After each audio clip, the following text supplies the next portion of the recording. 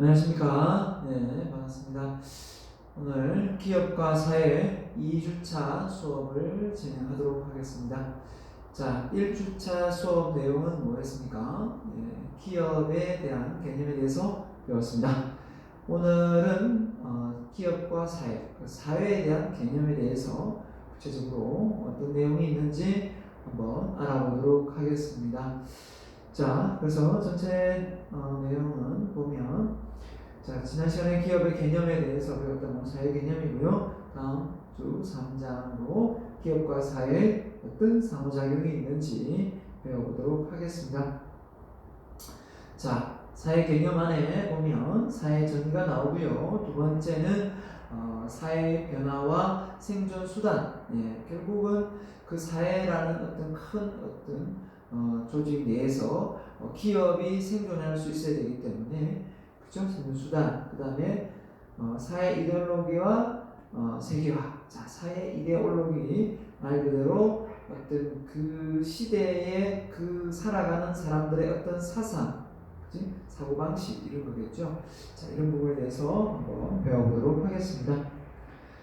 자, 먼저 첫 번째 사회에 대한 정리가 나오는데요. 자, 같은 무리끼리 모여 이루는 집단, 공동체 생활을 하는 인간의 집합체다라고 했습니다. 자, 인간은 사회적 동물이다 이런 말을 하는데요. 자, 아무튼 이 사회를 통해서 우리가 서로 소통하고 관계를 유지하면서 행복을 또 찾아가는 그런 삶을 우리가 살아가고 있지 않습니까?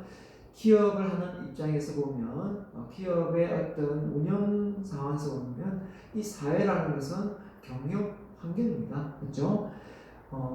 경영 환경을 무시하고 기업을 운영할 수는 없는 거니까요. 자, 그래서 그런 어떤 그 경영 환경을 이전에 사회라는 부분을 좀 이해하고 그 경영 환경으로 우리가 좀 세부적으로 배워보는 과정을 넘어가겠습니다. 일단 개념을 보면 사회라는 개념 자체가 전체에서 존재하는 단위 개체 전체를 사회로 보는 개념입니다. 사회라는 게 뭐냐? 이게 포괄적으로 이제 모든 걸 다 내포하고 있죠. 그래서 개체는, 자, 개체 단위를 전체로 사회로 본다 했으니까 개체가 뭐냐? 사회 기반, 물리적 환경, 사회 환경 이런 부분을 다 개체로 본다는 거죠. 그래서 사회에서 개체에 대한 개념이 이렇게 크게 세 가지가 있다. 자, 이 정도는 알고 있어야 되겠죠, 이 장에서. 그래서 중요하게 생각합니다. 사회 기관, 우리가 생각하는 정부도 되고 기업도 되고 소비자단체,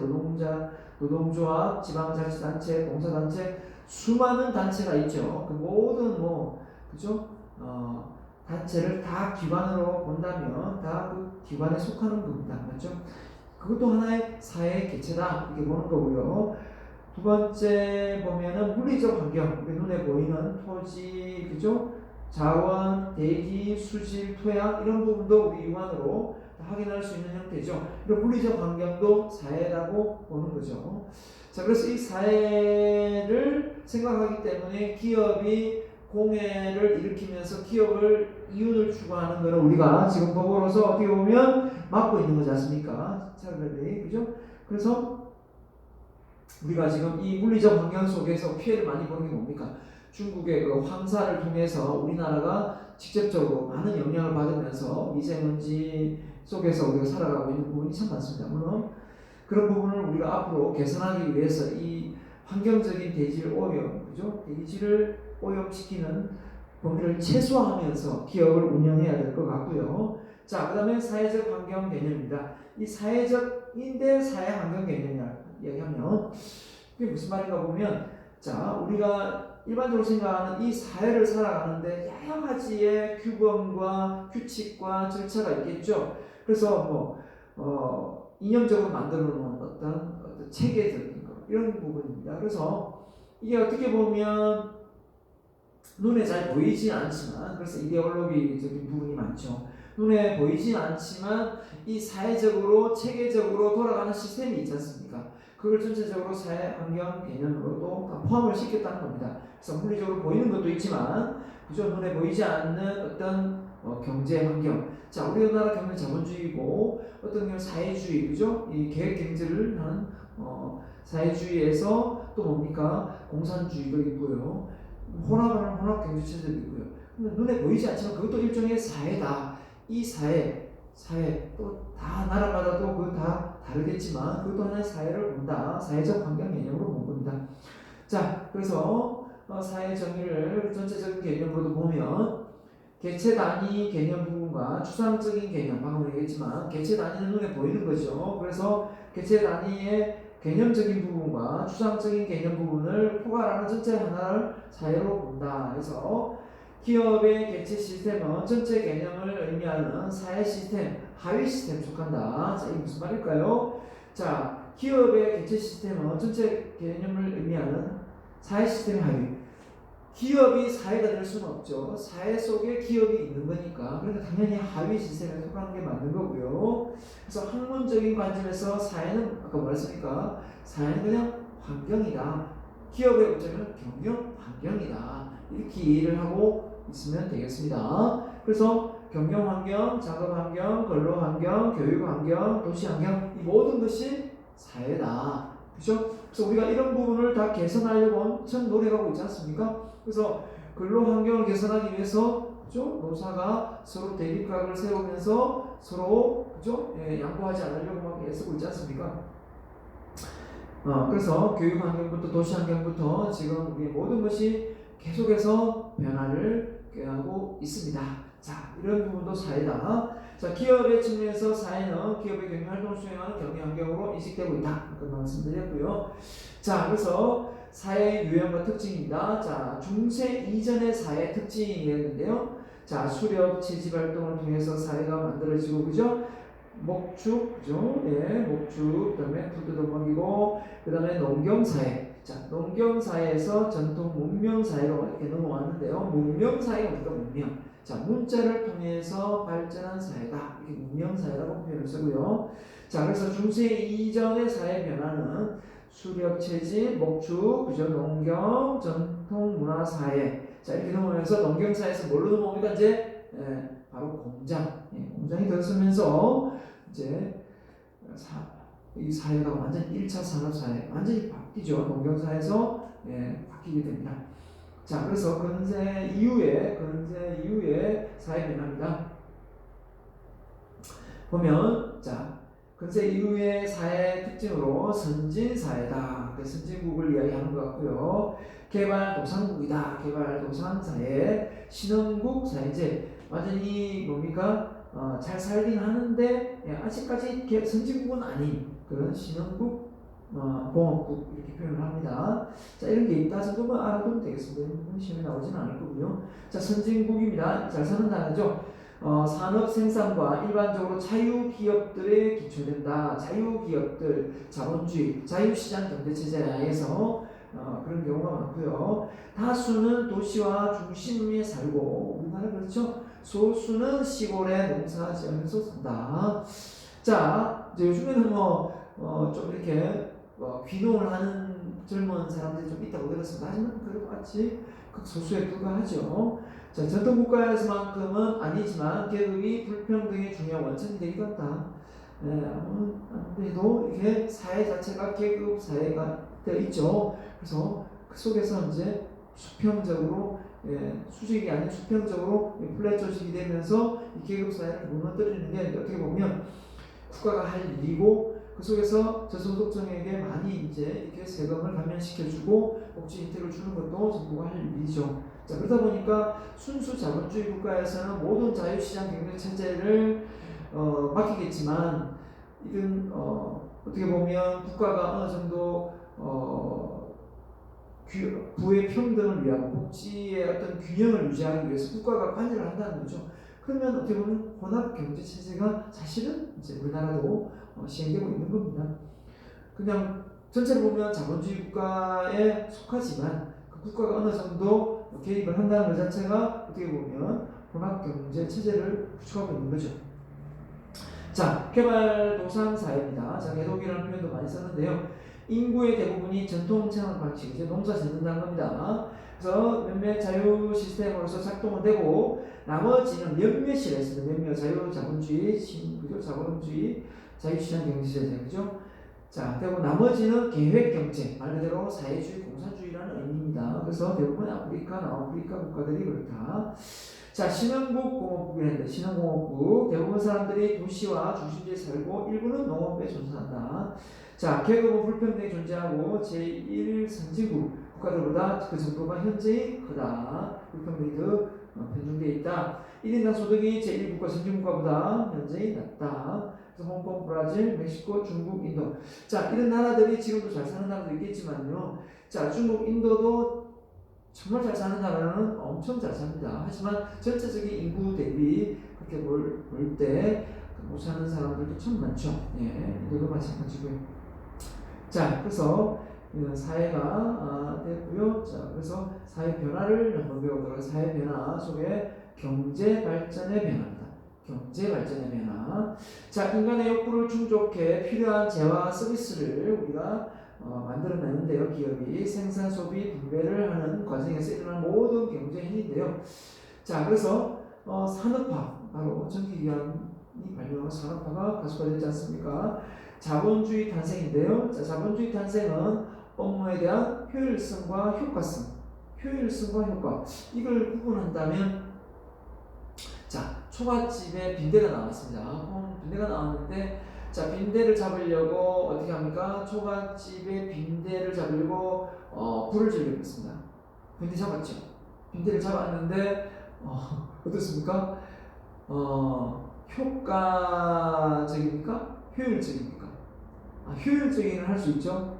네. 근데 효과적인 면에서 질이 없어졌는데요. 네. 어떻게 보면 효율과 효과는 같이 병행돼요. 효율적이면서도 효과가 돼야 되겠죠. 그런 측면에서 우리가 어떻게 보면 이 효율과 효과를 다 가져가는 어떤 경영의 어떤 마인드가 필요할 것 같고요. 자, 아무튼 산업화사에 관련되어서 산업 1차 산업, 2차 산업, 3차 산업이 좀 넘어올 텐데요. 자, 우리 책에서는 이 부분에 대해서 구체적으로 언급을 하고 있지 않기 때문에 제가 조금 더 디테일하게 세부 내용을 추가로 좀 넣었습니다. 자, 일단 아담 스미스의 분업화. 아담 스미스 하면 여러분 보이지 않는 손, 그죠? 수요와 공급이 수요와 공급을 통해서 자유시장 경제, 돈이 이제 금액이 형성되는 그런 어떤 구도가 결국은 어떻게 보면 많은데, 그럼에도 불구하고 이 공산주의 사회주의는 국가가 제품도 알아서 만들고, 그죠? 수요와 공급에, 그러니까 공급을 제한하겠다는 거죠. 공산주의는 스스로 이제, 그죠? 그다음에 이제 뭡니까? 특이한 점이 자본주의하고 공산주의 사회주의 사유재산을 개별적인 개인에게 주지 않겠다는 거죠. 자, 그런 측면에서 보면 대한민국은 그런 어떤 개인이 가지고 있는 자산을 이렇게 늘려가는 그런 재미, 그런 것도 우리 이 자본주의 국가에서 태어났기 때문에 어떻게 보면 이런 행복을 누리지 않나 생각하고요. 분업화. 자, 그다음에 프레드릭 테일러 과학적 관리법. 이 과학적 관리법, 시간과 동작 연구라는 표현을 쓰는데요. 이 테일러는 말 그대로 초시계를 재어가면서까지 사람의 어떤 그 동작을 연구해서 어떻게든 업무의 효율성과 효과성을 꾀하려고 노력을 했던 사람이에요. 그렇기 때문에 어떻게 보면 기업주의 입장에서는 직원이 들어와서 하루 일을 몇 시간 하는데 그 시간에 어떻게든 업무 생산성을 올리는 데 있어서 휴식을 얼마나 취하고, 그죠? 어느 정도의 생산품을 만들어낼 수 있는 걸 이 시간을 다 잰 거죠. 그렇기 때문에 이 과학적인 어떤 관리 원칙으로 사람이 어떻게 되겠습니까? 그런 측면에서 업무 생산성은 올라가지만 사람이 기계 취급받겠죠. 컨베이어 벨트 속에 들어가 있다 보면 계속 그 컨베이어 벨트 안에서 모든 작업이 이루어지기 때문에 사람이 기계화되는 그런 상황이 발생해서 전혀 동기가 없이, 그죠? 인간의 존엄성을 무시한 채, 그죠?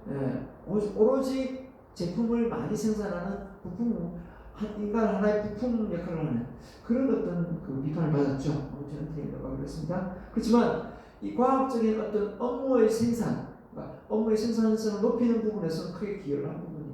자, 그 다음에 그 뒤를 이어서 헨리 포드가 역시 자동차를 만들면서 대량 생산을 주문했죠.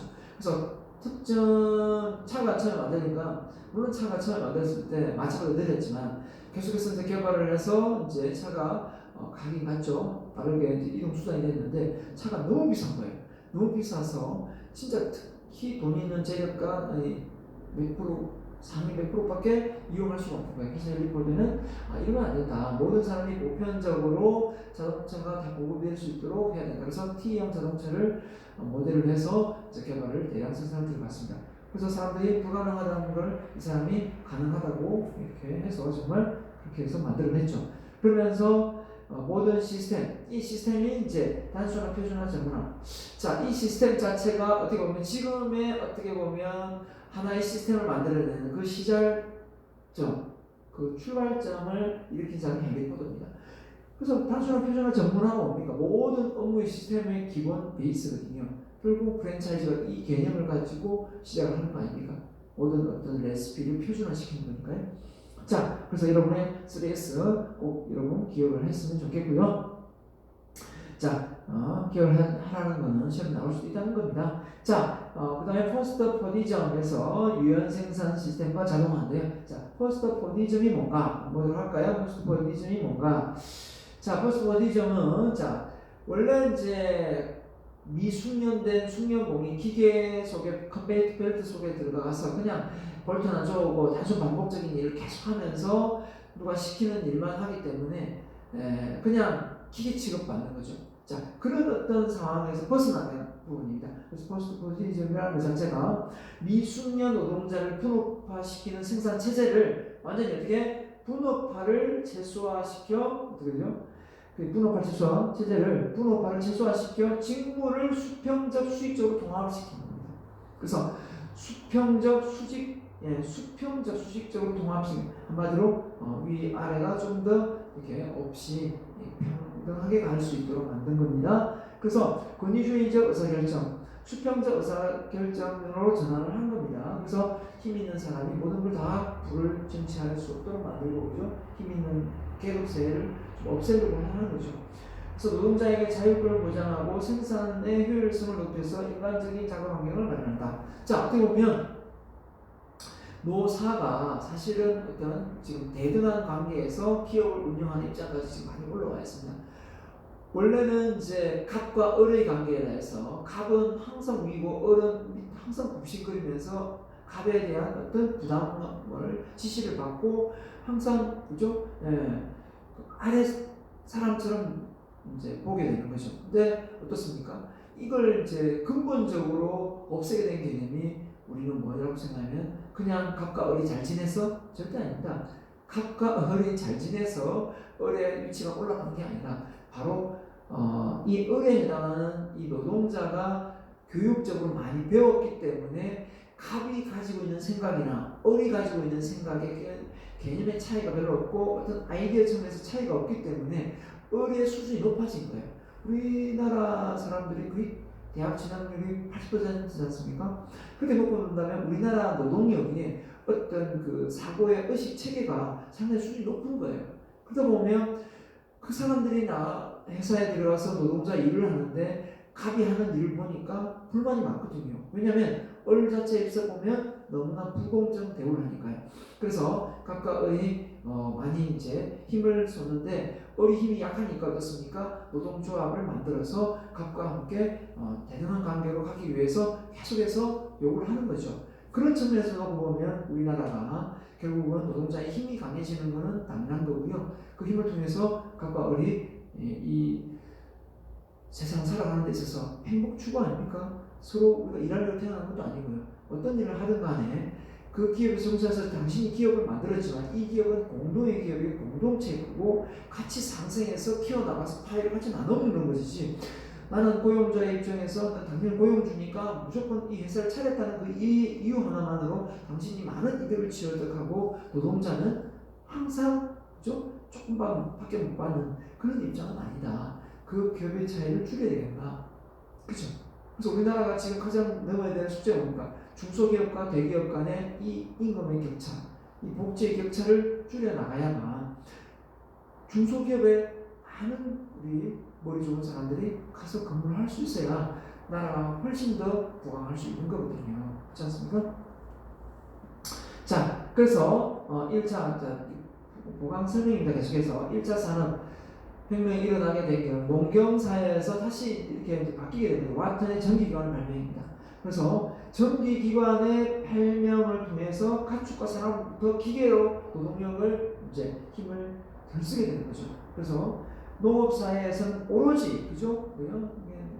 사람의 인력으로 되지만 공업사회로 바뀌면서 변화하게 된 겁니다. 생산성이 많이 올라가고요. 공장에서 일을 하게 됩니다. 그래서 생산 관련 직원들이 이제 많이 나오게 되는 겁니다. 자, 그럼 2차 산업은 뭘까요? 2차 산업혁명은 바로 1차 산업에 이어서 2차 혁명은 바로 물결이라고 하는데요. 자, 토마스 에디슨의 전구의 발명입니다. 이걸 통해서 석탄을 사용해서 기계 돌리던 기업들이 생산 시스템을 모두 전기로 바꾸고 나서 어떻게 보면 2차 산업혁명이 일어났다.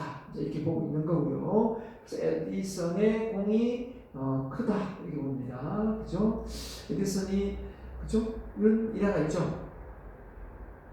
계속해서 실패를 하면서 정부의 그죠? 백열 정부를 실패를 하는데 기자가 찾아가서 막 안 된 실험을 계속하고 있으니까 기자가 물었겠죠. 아무 데도 안 되는 실험을 성공하지 못하는 실험을 왜 그렇게 불도 몇 번 했죠. 실험실 불도 몇 번 받게 했는데 왜 계속 하느냐, 계속 실패하는데 라고 하자 이렇게 말했습니다. 나는 단 한 번도 실패한 적이 없다. 근데 방금 지켜봤는데 방금 어떤 결과치가 안 좋았습니다. 조금 전에 내가 봤는데 방금도 안 됐지 않느냐 이렇게 얘기하자 에디슨이 뭐라 했습니까? 지금까지의 방법을 또 다른 방법으로 새로운 시도를 하고 있는 것이지 나는 실패한 게 아니다 라고 이야기했단 말이에요. 한마디로 우리가 여기서 하나 배울 게 뭐냐면 뭔가를 했는데 실패를 했다고 생각할 수도 있고 뭔가 결과가 성과가 안 나오니까 하지만 다음번에 할 때 다른 방법으로 한다면 그 방법이 아니고 새로운 방법으로 도전을 한다면 결국은 실패가 아니라 새로운 하나의 지혜를 얻은 거죠. 아, 이렇게 하면 안 되는구나. 이렇게 한번 도전해보자. 도전의 기회를 하나 얻는 겁니다. 자, 그런 어떤 마인드로 가다 보면 우리가 실패에 대한 관문을 통과하는데 좀 쉽지 않지 않습니까? 여러분 성공하고 싶죠?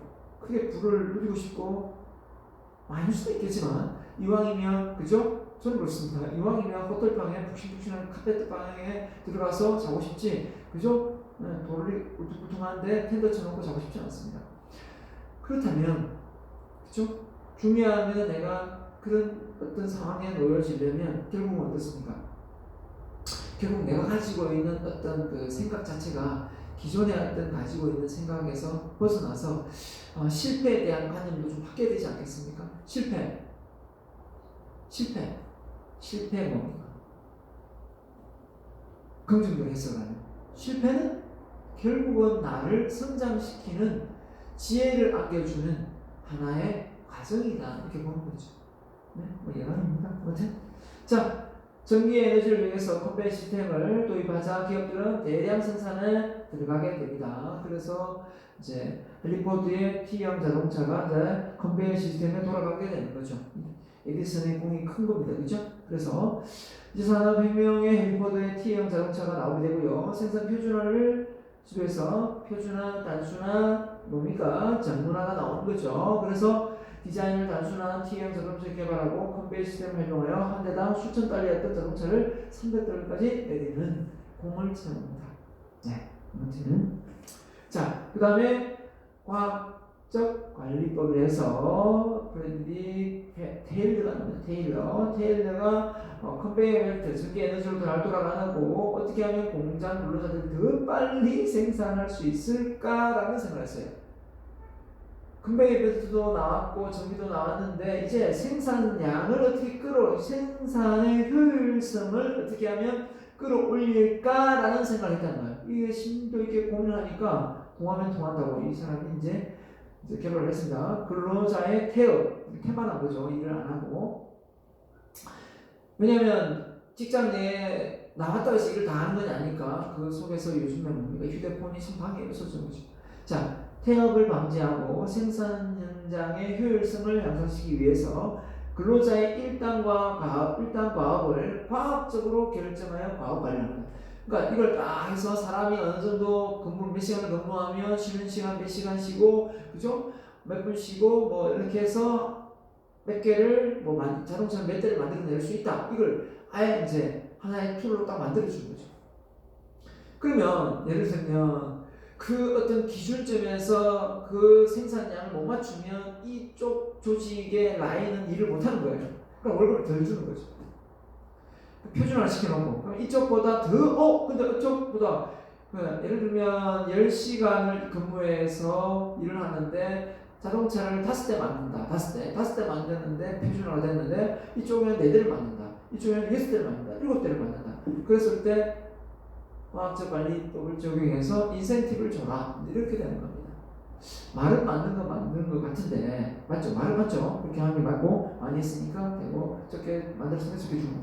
근데 중요한 거는, 이 시대에 이제 중요한 거는, 이 사람이 죽어난다는 겁니다. 그죠? 너무 기계 취급받고, 어떻게든 업무 생산성에 기계 취급받으니까 이 사람 싫은 거죠. 그래서 일단 시간 동작 연구를 했던 테일러, 그죠? 스토어치법을 일관하여 대단합니다. 표준화 작업을 노동자의 수행케 하고 각 조립 라인에 필요한 동작을 드는 시간을 계산을 합니다. 각 업무를 수행하는 데 드는 시간, 불가피하게 빠지는 식사 시간을 참작하여 표준 작업 시간을 설정합니다. 예. 그래서 어떻게 보면 몇 시간 일하고 몇 분 쉬고 점심시간 쉬고 뭐 이렇게 만들어진 것 같기도 하고요. 이게 시초입니다. 시초. 이에 따라 일단 표준 작업량을 결정한 후에 성과 달성에 차별적인 성과 급제를 좋다는 인센티브를 좋다. 프레드릭 테일러가 시초다 이렇게 보면 되겠습니다. 그래서 과학적 임금율법이 이때 나왔다. 성과급이. 예. 그 다음에 이제 이론을 반박할 수 있는 이론이 바로 뭐냐면 바로 인간관계 이론은 메이어입니다. 엘튼 메이어인데, 자 방금 이제 얘기했지만 인간이 어떤 일을 하는데 컨베이어 벨트 시스템 안에서 업무 생산성을 올려낼 수는 있지만 성과를 올리지만 중요한 건 인간이 너무 기계 취급받으니까 결국은 사람이 나중에 지치더라는 거예요. 안 그렇겠습니까? 지치죠. 계속해서 그렇게 어떤 한치의 동기도 없이 기계 취급받는데 기계야 뭐 기름 칠해주고 고장나면 고쳐주면 잘 돌아가겠지만 사람이 뭐가 있습니까? 이 마음이라는 게 생각이 되지 않습니까? 그래서 월급을 더 줄게 해라 거래적 리더십이죠. 거래적 리더십. 월급을 더 줄 테니까 해라 하는데 월급 더 줄게 해라. 다시 보세요. 여러분 주 5일째 근무해서 토요일 쉬지 않습니까? 토요일 일을 하면 월급 더 줄 테니까 토요일 나와서 일하세요 하는데 토요일 나온 상태가 안 나올 수 있습니다. 돈이 궁하면 토요일 나와서 일을 하겠지만 나 토요일 빼고 그냥 돈 빼세요. 그냥 저는 쉬고 그냥 이틀 쉬고 그냥 월요일 오겠습니다. 이런 사람 있습니다. 그쵸? 익숙해져 있는 사람은 또 모르겠지만 아무튼 그래서 이 엘튼 메이어라는 사람은 근로자의 효율성을 어떻게 하면 동기를 어떻게 일으켜서 한마디로 테일러하고 다른 게 뭐냐면 기계 취급에서 성과부터 주는 게 아니라 사람의 마인드 자체를 동기 유발을 해줘야 된다. 이런 실험을 하고 싶었던 거예요. 그죠? 그래서 작업장의 조명을 가지고 업무 생산성을 한번 봤어요. 그랬더니 조명의 밝기와 어두워지면 어떤 업무 생산성이 떨어질 거라 생각했는데 전혀 떨어지지 않았어요. 업무 생산.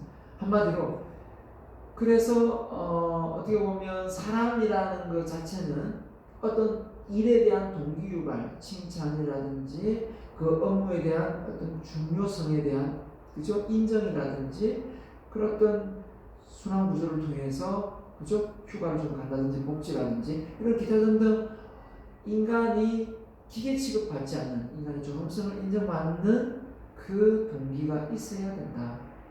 라고 보는 거죠. 예. 자, 어떻게 보면 이 메이어가 호손 실험을 통해서 호손 공장인가 조명 실험을 통해서 그걸 알아냈다는 겁니다.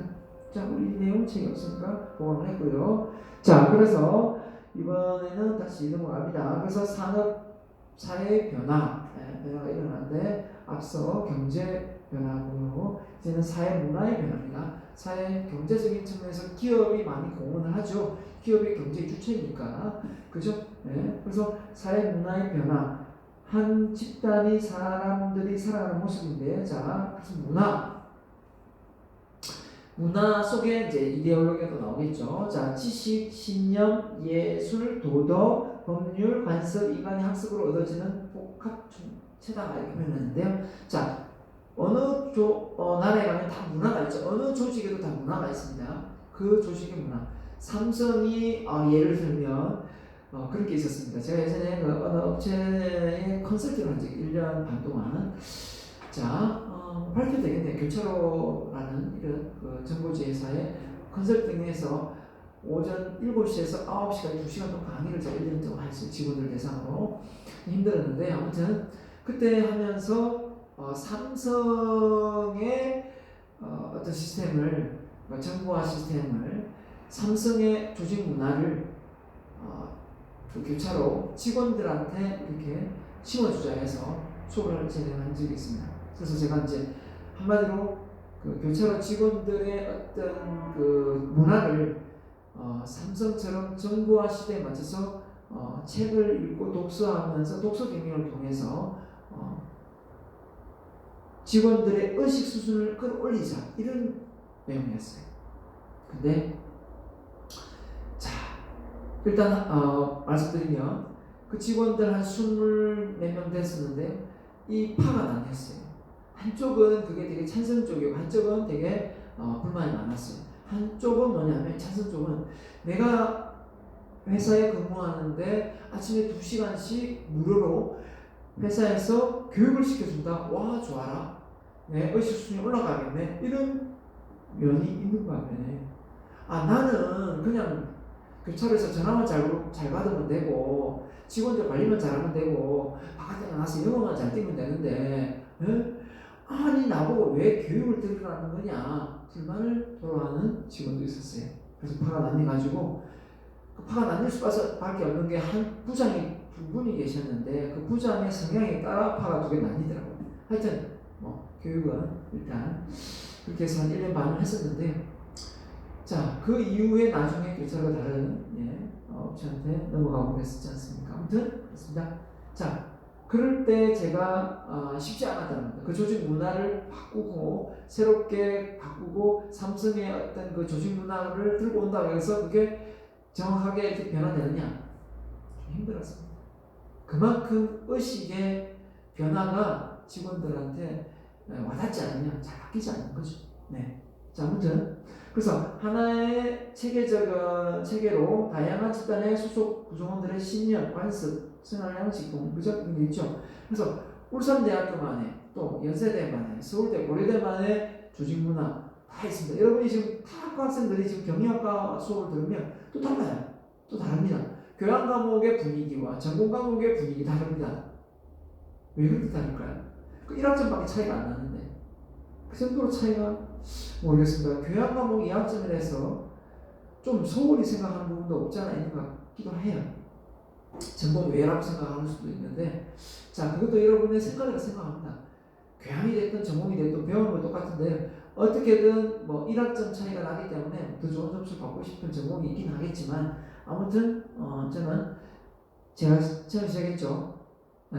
너무 부담스럽지 않으면서 너무 가볍지 않으면서 뭔가 시간 투자 대비 결과물을 낼 수 있는 그런 수업을 하고 싶다 했습니다. 아무튼 전통문화, 서구문화, 고급문화, 음식문화, 청년문화, 시위문화. 자, 우리나라 문화 자체가 고급문화죠. 싼 거 안 좋아합니다. 그죠? 싼 게 비슷하게 인생을 많이 하고 너무 좋은 거, 비싼 거 좋아하지 않습니까? 그래서 상품을 처음에 만들 때 비싸게 만들려고 많이 기업가들이 많이 쓰죠. 그렇죠? 그 문화가 그렇게 형성되어 있기 때문에.